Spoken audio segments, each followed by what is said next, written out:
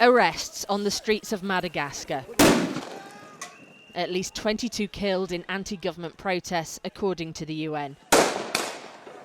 And 100 reported injured in clashes with security forces, all figures disputed by the country's government. Gen Z accuse those in power of failing to manage basic resources, blaming it for the economy and widespread poverty.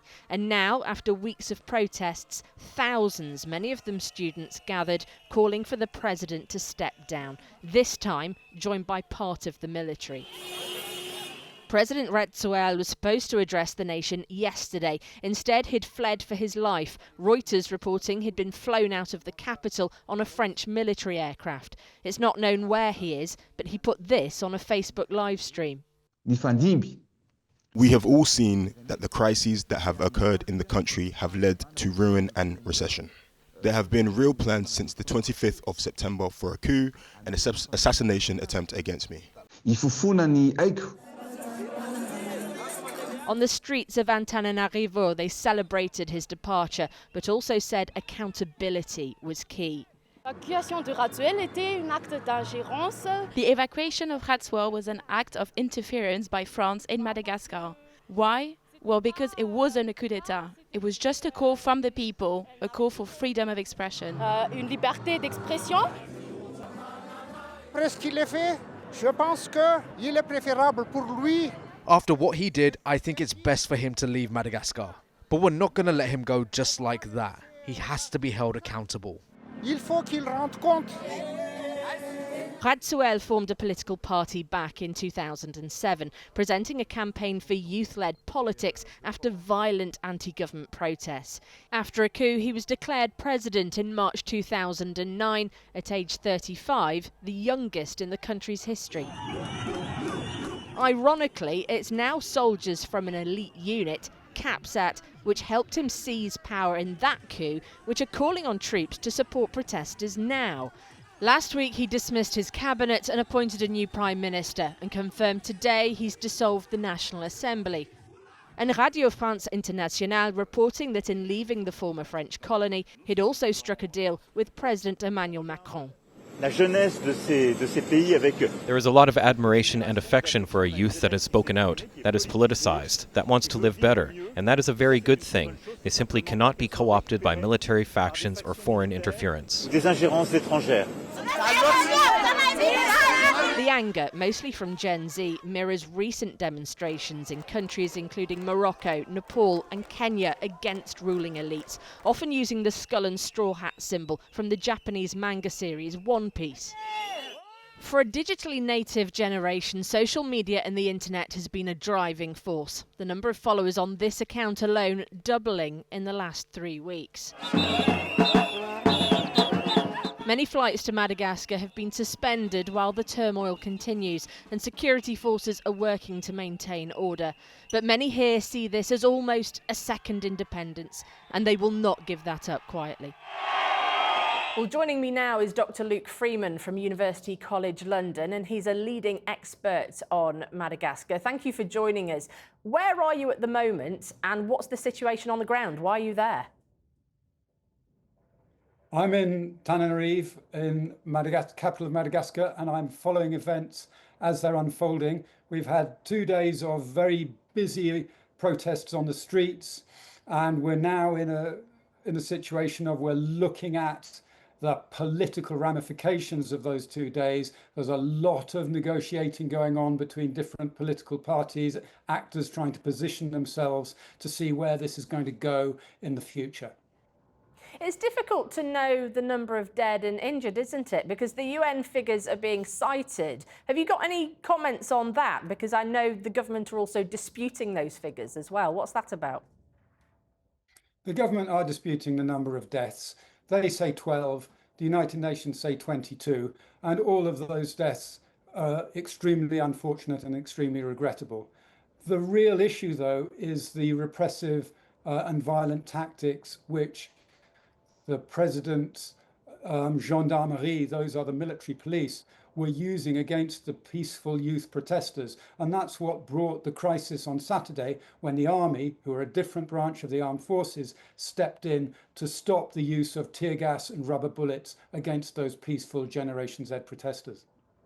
There's an irony here, isn't there, that the very section of the military that helped President Rajoelina take power in 2009 is now standing with the people protesting. What can you tell us about that?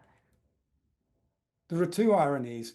One, this unit coming to the rescue of the people and pretty well seeing off President Rajoelina, who, as you say, came to power, brought to power by that same unit back in 2009. That's one irony. The other irony is that the pressure has built up because the protesters were wanting to protest in the city centre, the historic site of previous popular uprisings, including 2009, where President Rajoelina, the opposition candidate at the time, founded Democracy Square.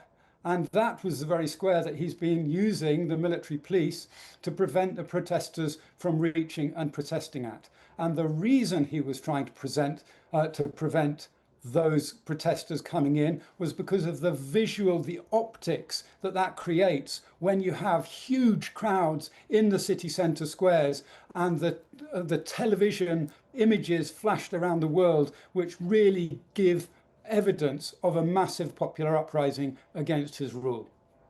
We heard President Emmanuel Macron of France give his support to the protesters, but seemed to be guarding against the military, really, and sending a warning about that. What do we know about CAPSAT in particular?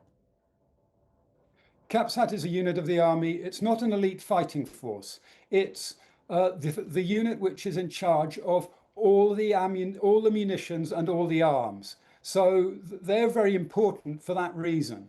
And they have taken the lead here in 2025, as they did in 2009. The negotiations now are around, certainly amongst the security forces, are whether CAPSAT continue to play the lead role in this, or which other regiments, or if even the army at all, should be leading this process forward.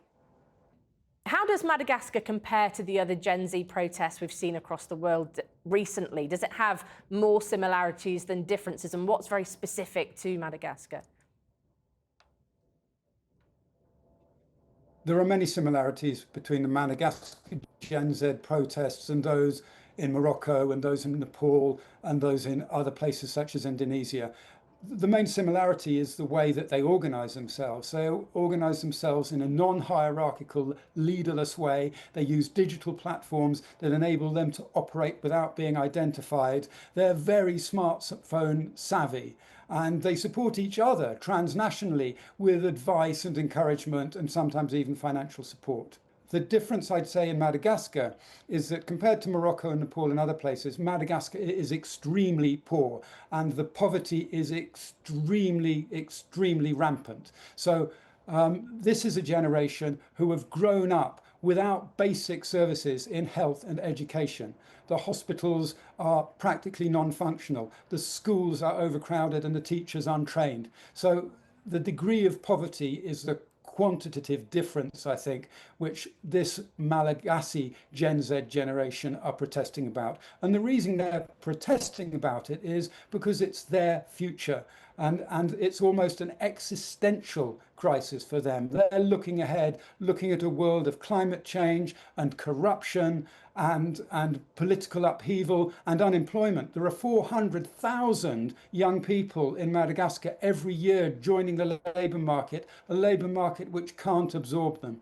So this is a massive crisis point for Madagascar and a crisis point for Generation Z all around the world. So that's a similarity and that's the contrast.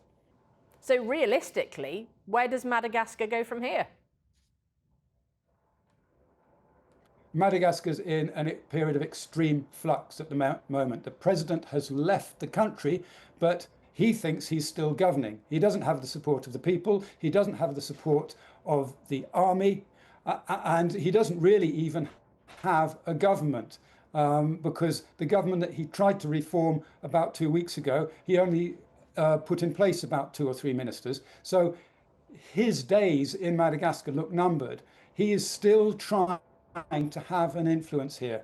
What he's doing, today he dissolved Parliament because he knew that Parliament were in the process of trying to organise his impeachment. So we're going through a period of extreme political flux, lots of manipulations and negotiations, and it's really hard to predict the long-term future of Madagascar until that's sorted out.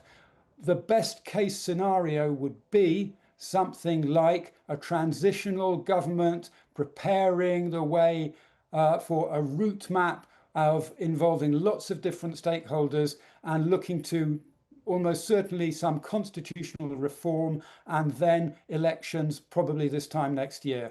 That is, if President Rajoelina relinquishes the reins of power from wherever he has left to the day before yesterday. Dr Luke Freeman from UCL, thank you very much.